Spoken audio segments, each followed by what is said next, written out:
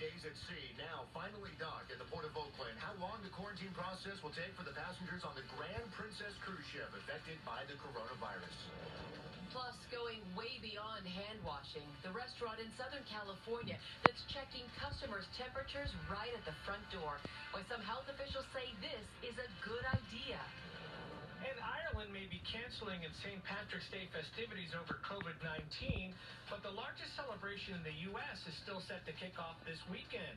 We'll let you know about the plans to let the river run green in Chicago. Good morning. The Grand Princess cruise ship remains docked at the port of Oakland this morning after days at sea amid the rising panic over the coronavirus. This is a look from our Sky Fox. The process of removing all the passengers is expected to take 2 more days. Some 150 of those passengers are now quarantined at Travis Air Force Base after arriving there by bus last night. The ship sailed under the Golden Gate Bridge yesterday with at least 21 coronavirus patients aboard, most of them crew members. And I have to tell you, when that happened, I was watching, I think, our live stream when the ship came underneath the Golden Gate Bridge.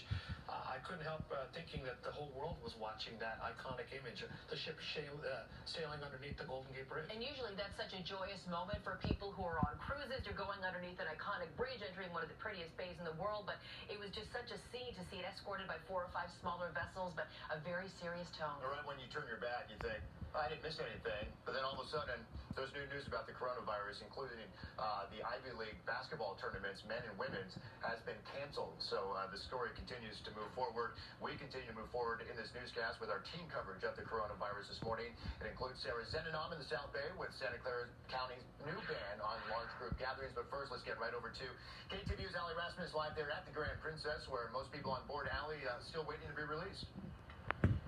Yes, and those passengers are getting information about what happens next and the plans for today. In fact, there's more than 2,000 passengers stuck on this ship. They've been in quarantine, confined to their rooms for the last 6 days. They've been on the boat for longer when this cruise started back in February 21st, before anyone knew coronavirus was going to be an issue here.